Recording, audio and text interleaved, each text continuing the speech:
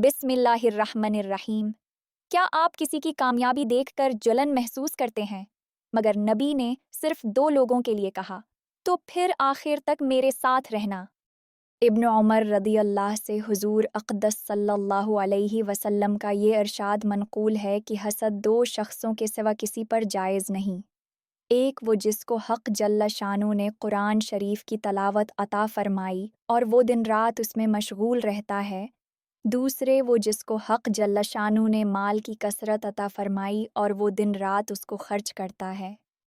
कुरान शरीफ की आयात और इहादीस कसीरा के उमूम से हसद की बुराई और नाजायज़ होना मुतलक़ा मालूम होता है।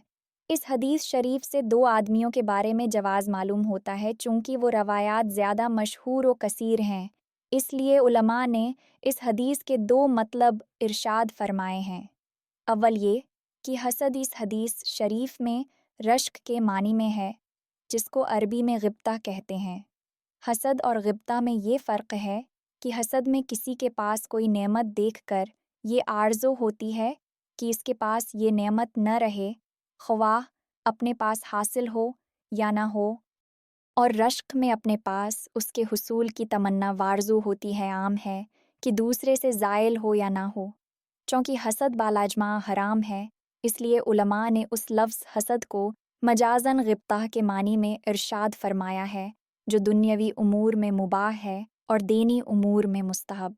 दूसरा मतलब ये भी मुमकिन है कि बस्सा औक़ात कलाम एला सबील अल्फ़र्ज़ व तक़दीर मुस्तामल होता है, यानी अगर हसद जायज़ होता तो ये 2 चीज़ें ऐसी थीं कि इनमें जायज़ होता।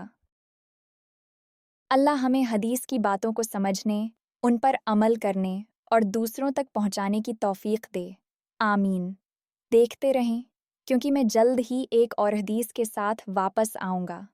सोने से पहले वीडियो देखना न भूलें। जज़ाकल्लाहु खैरन।